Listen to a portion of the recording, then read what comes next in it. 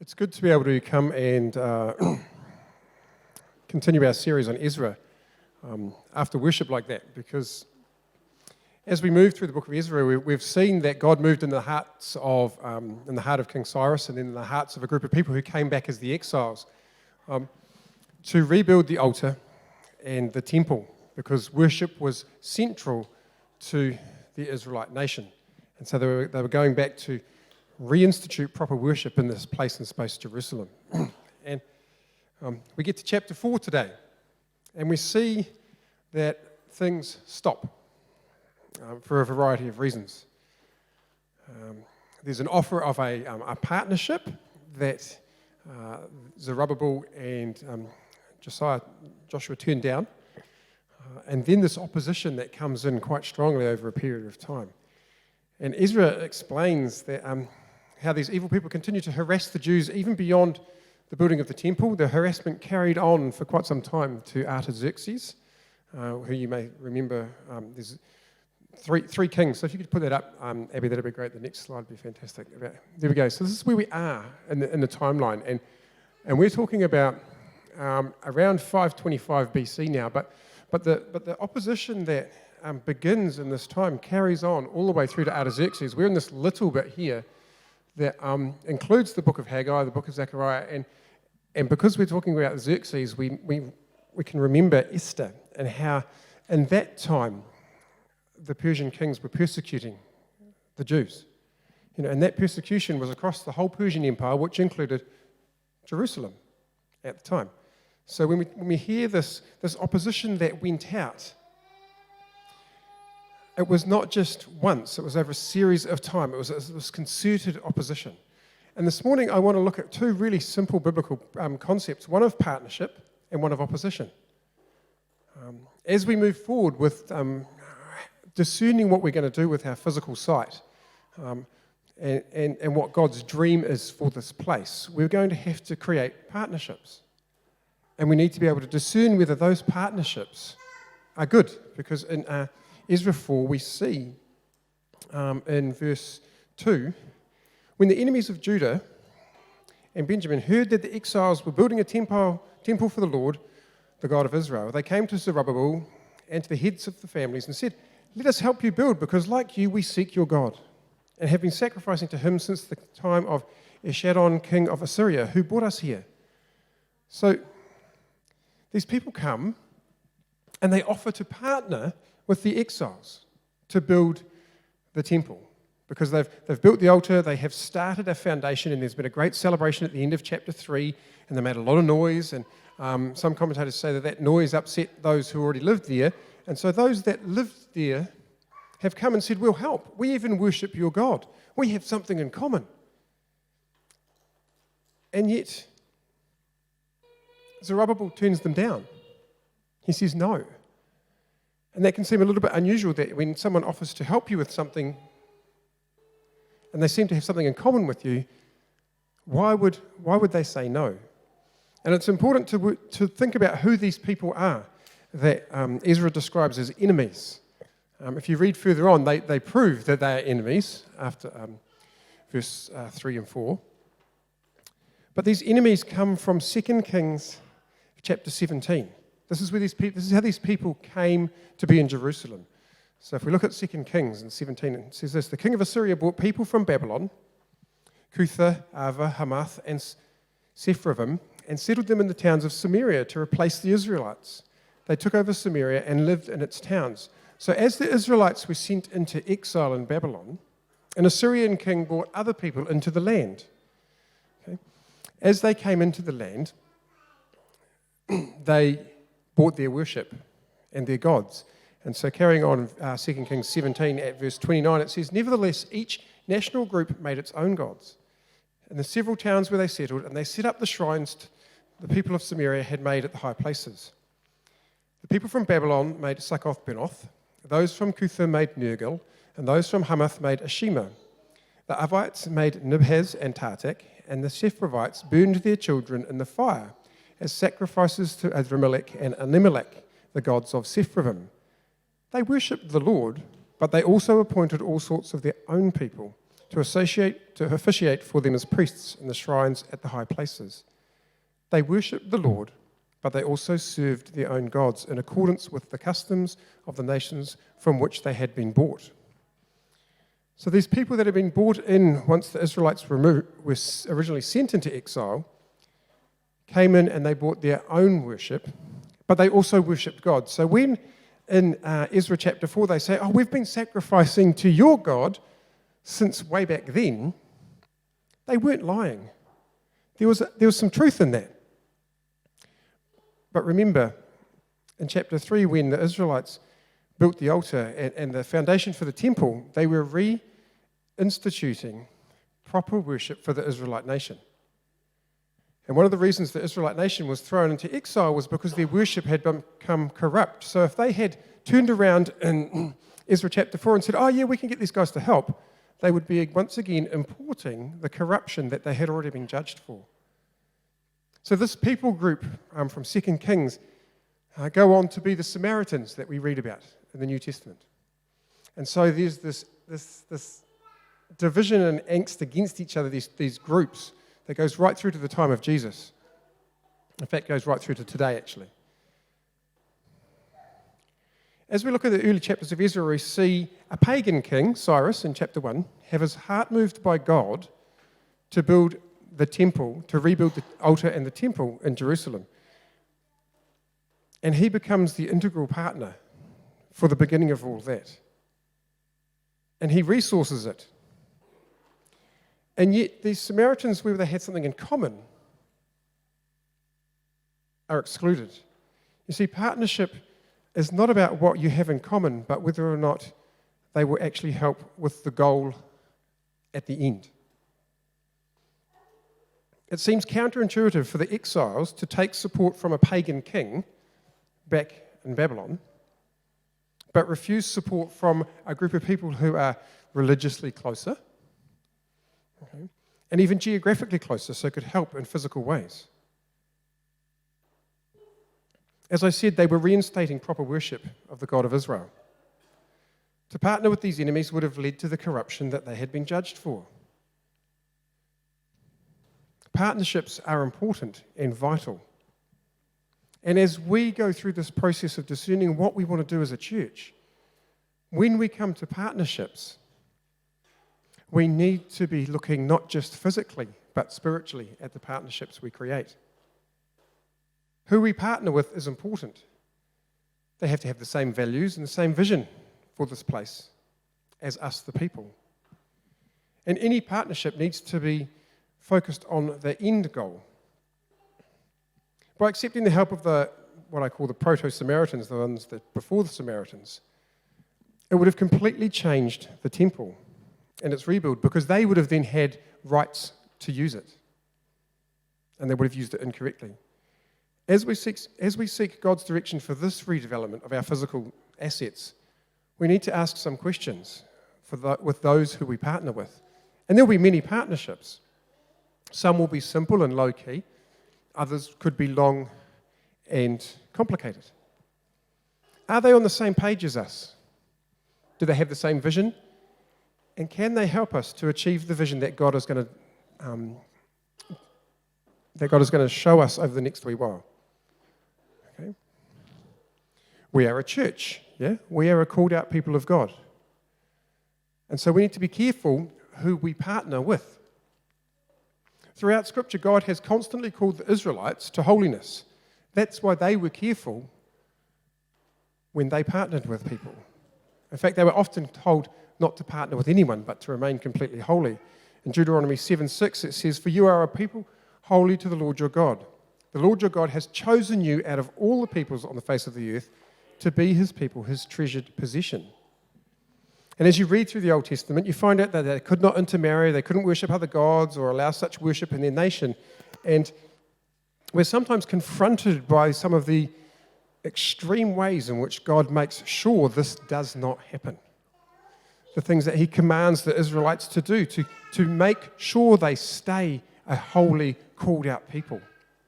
Because he does not want them to be corrupted by partnerships that will affect them as a nation and their worship of God. But we too are a called out holy people. We live under a different covenant, that of Jesus Christ. But in 1 Peter 2:9, it says that we need to be careful who we partner with too, because we are a called out holy people, a royal priesthood. And so who we partner with is important, not just from a physical point of view, but also a spiritual point of view. In 2 Corinthians, Paul talks about not being unequally yoked, and there's much discussion around in what context, and often people will say, oh, that's about marriage. And that's a possible reading of the text, but in fact, it's more often to do with general life and business dealings back in the New Testament. Do not be yoked together with unbelievers, for what do righteousness and wickedness have in common? Or what fellowship can light have with darkness? What harmony is there between Christ and Belial? Or what does a believer have in common with an unbeliever? What agreement is there between the temple of God and idols? For we are the temple of the living God. And as God said, I will live with them and walk among them, and I will be their God, and they will be my people. So as we go through this discernment and discovery process as a church, and we look at the partnerships that we have before us, we are called to partner with those who will help us with the vision, not just physically, but also spiritually. Discerning and developing key partnerships will be vital as we discover the dream God has for us.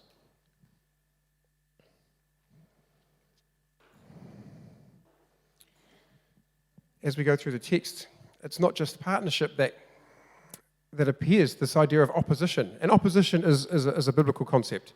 Has anyone been following Jesus and not had opposition? Anyone? No? Right. In this text, the opposition comes in the form of discouragement in verse 4, that the people groups from 2 Kings, they discourage them to the point where the Israelites are even too scared to do anything. So they are discouraged. They make frustration and accusation against the Israelites. They, in fact, hire political lobbyists. If you read through the text, they get people to write letters to the kings and lobby and all that sort of thing. And that's fascinating, isn't it, when your opposition is that organised that they start a letter-writing campaign? Anybody been there before? You know, I'm sure that's fantastic. Right? And then the last one is fabrication in verse 15, where they say, search the archives. This is a rebellious people. They never pay taxes and they never do this and all that sort of thing. That's partially true, but that's how our opposition, the enemy, often works. He often has something where he says something that's slightly true, and then he wraps it in a lie. The opposition is so successful that it's stopped for about 15 or 16 years. Nothing happens. And it seems that the enemy is winning. So, as a church, surely we get this. Because it's been about 15 years since we started talking about the building. There's minutes and comments from 2007 where they were saying, hey, we need to do something. And in that time, many things have happened. You know, and there have been earthquakes, and there's been all sorts of things, and there's been an insurance claim that seemed to last longer than a lot of things, longer than my toaster. You know, and it seems that nothing's happened. Annette and I have been here 5.5 years. And when we were called by the call committee, I remember talking with Sue and saying, we're so excited to hear that you've got this building idea and you want to do changes to the building. That's going to be so excited to be involved in. Thinking, that'll happen reasonably soon. But we're 5 years in and nothing's happened. Really. Nothing visceral, nothing that you can't go and flush a new toilet, can you? No, there isn't one. You know, you can't come through a new door. The kitchen still looks the same as it did 5.5 years ago. It seems that things have stopped. Nothing has happened.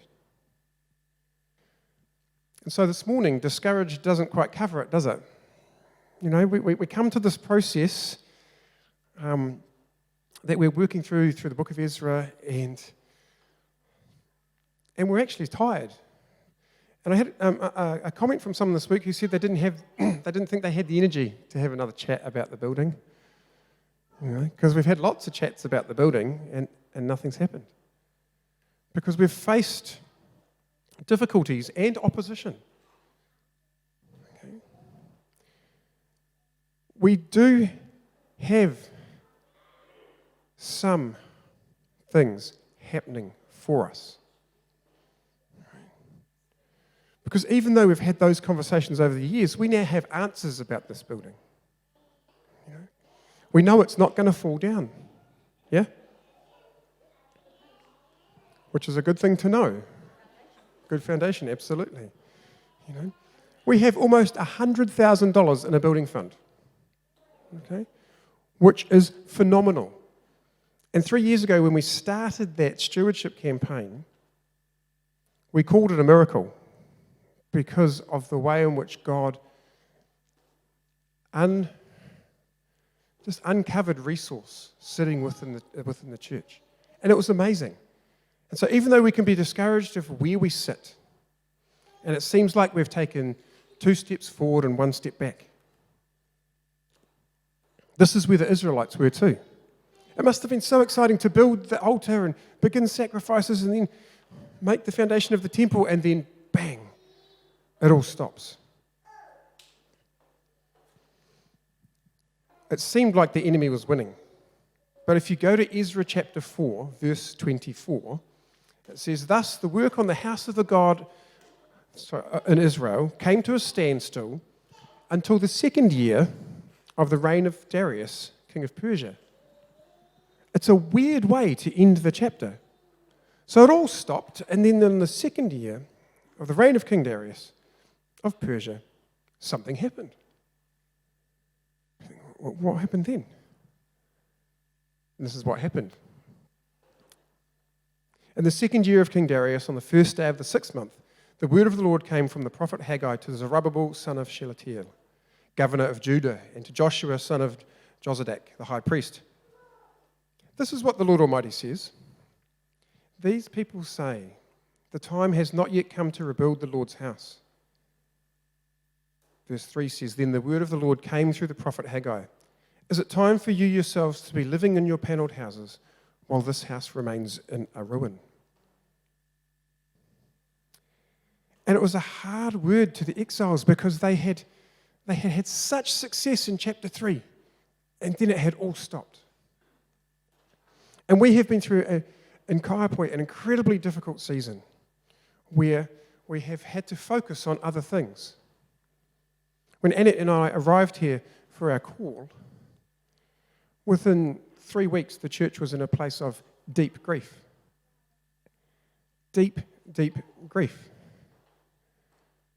Paul and Leslie, who are so loved by us, lost their son. And I don't think we realise how much of an impact that had on us. We'd come out of the earthquakes as a community, and we'd started rebuilding houses and subdivisions and all those things. But we didn't really have the energy for anything else. We were just surviving. Sometimes some people hanging on by their fingernails. And for some people in our community, it took over a decade for their houses to be settled. The shaking may have stopped, but they still had to resolve all these other things. And so the focus became looking after our homes and our families and our other realities. And the church was just like, we'll just get on. We'll survive. Our church buildings don't lie in ruins. No way. We've got a report that says if we'd got an insurance claim, we've got $900,000 to fix some stuff. Mostly cosmetic. But we're in a place as a church where we need to decide what we're going to do. And it's a key moment in the life of the church.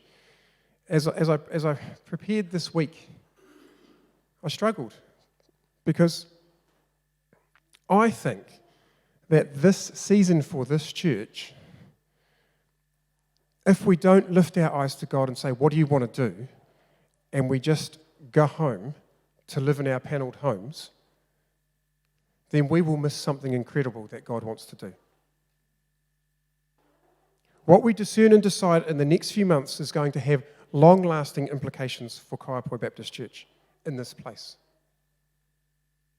And as a leadership team, and I don't just mean Annette and I mean as an eldership team, we are trusting that God is going to reveal his good and perfect plan for us.